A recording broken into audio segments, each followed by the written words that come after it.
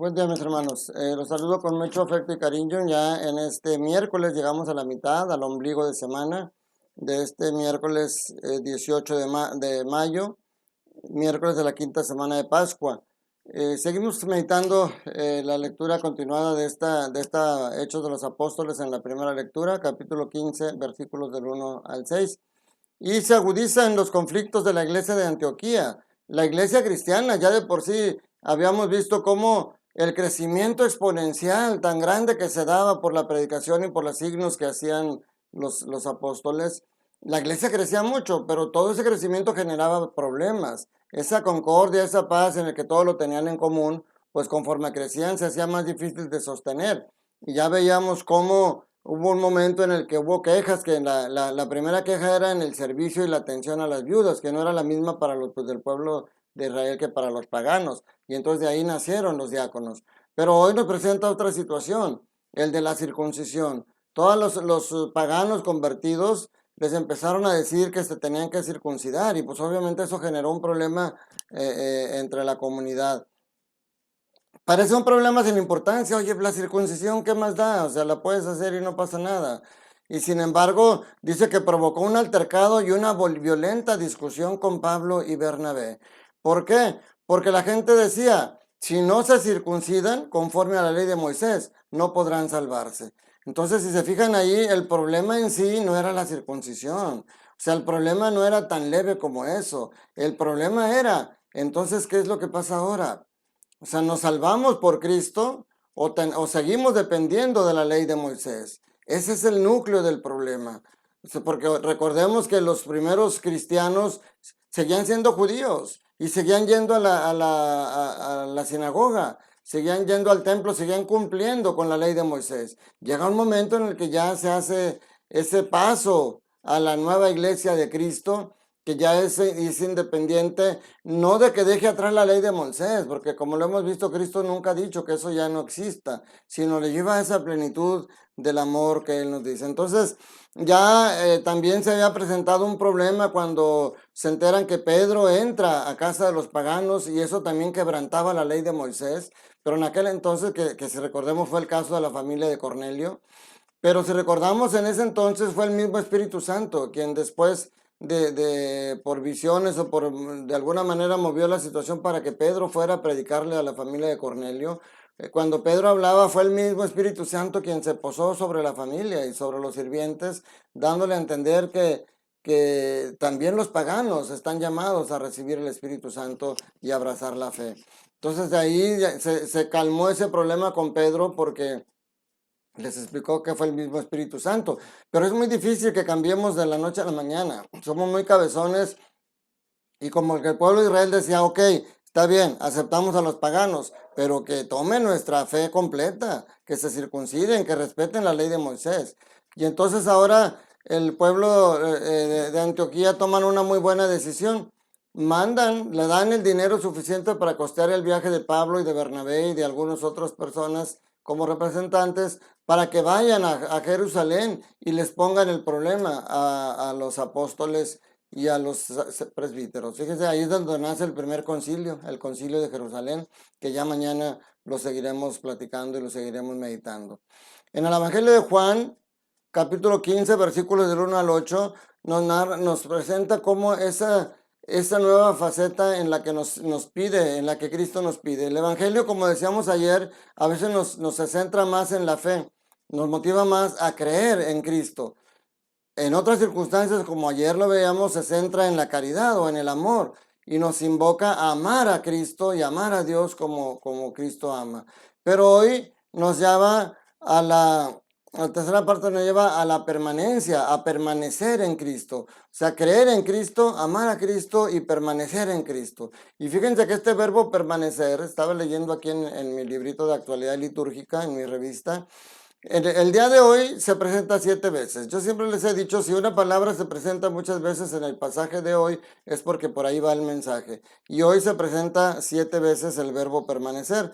Pero en todo el capítulo se presenta 11 veces.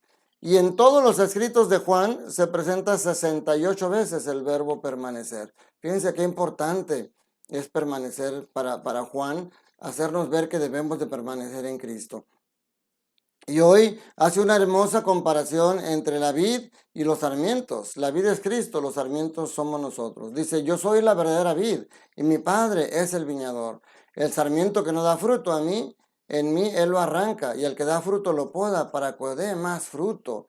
O sea, fíjense cómo dice, como el sarmiento no puede dar frutos por sí mismo si no permanece en la vid, así tampoco ustedes si no permanecen en mí, no podrán dar fruto. Este pasaje, de todas las comparaciones, el tema de la vid y el viñador y el sarmiento está muy repetido en toda la Biblia, incluso en el Antiguo Testamento.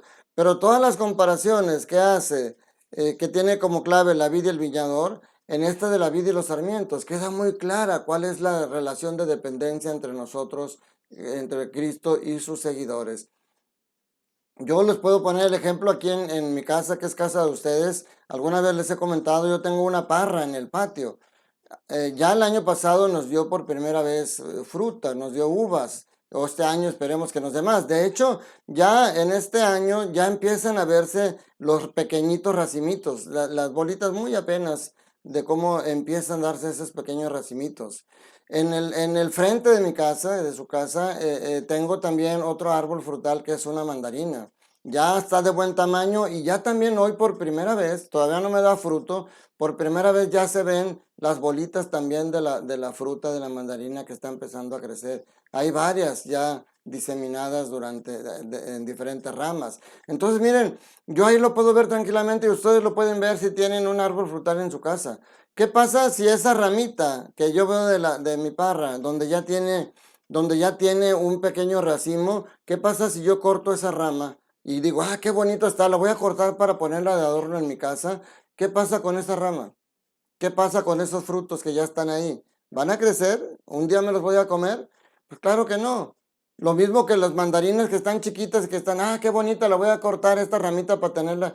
Esa mandarina ya está destinada a no crecer. Ese fruto ya no va, esa rama ya no va a dar el fruto que estaba destinado a dar porque se separó del tronco, se separó del sarmiento, se separó del tronco que trae la savia, que es la que alimenta cada rama y que es la que hace que esos frutos puedan dar totalmente. Esa es la hermosa comparación con nosotros. Así como una rama separada del tronco ya no recibe la vid y ya no puede fortalecer los frutos que ya estaban creciendo en él, así somos nosotros, mi hermano. Aunque tú ya estás empezando a dar frutos, si te separas de Cristo, solo no vas a poder que ese fruto fortalezca y dé lo que tiene que dar. Necesitamos estar unidos a la savia, al amor de Cristo. Esa savia que es la que le da la fuerza a las ramas para que saquen ese fruto. Es ese amor de Cristo que inunda nuestros corazones y que nos da la fortaleza para que demos fruto a pesar de las adversidades, a pesar de las dificultades, a pesar de los ataques del enemigo. Entonces, sigamos creciendo en esta fe, mis hermanos. Sigamos creciendo en ese conocimiento pleno, conocimiento real de que solamente unidos a Cristo podemos dar el fruto que Dios quiere de nosotros. Solamente unidos a Cristo podemos sacar nuestra mejor versión de nosotros mismos y podemos dar. Por eso esa oración que tenemos que repetir constantemente. Señor, tómame como soy y hazme como quieres que yo sea. No permitas que me separe de ti, porque entonces ya no podré dar el fruto que tú quieres que yo dé. Ojalá, mis hermanos, que sigamos juntos creciendo. Les agradezco su confianza. Como les he dicho otras veces, compartan estos videos, regálenme un like, regálenme un comentario, díganme desde dónde me están viendo para poder enviarles después saludos y ojalá que sigamos creciendo esta comunidad, que pronto, ojalá que en este mes de mayo, falta mucho, vamos apenas a llegar a la mitad, estamos en la mitad del mes de mayo, ojalá que en este mes de mayo lleguemos al menos a 180 seguidores y sigamos creciendo. Como les digo, no para gloria mía, no para gloria de mi canal, sino para gloria de Dios, de que somos más personas las que nos unimos para meditar la palabra de Dios y para amarlo y crecer más en su amor. Que la bendición de Dios Todopoderoso, Padre, Hijo y Espíritu Santo, descienda sobre ustedes, sus familias, trabajos y escuelas y permanezca para siempre. Ánimo, no pierdas la paz. Dios te ama y Dios quiere que seas feliz. Te mando un fuerte abrazo.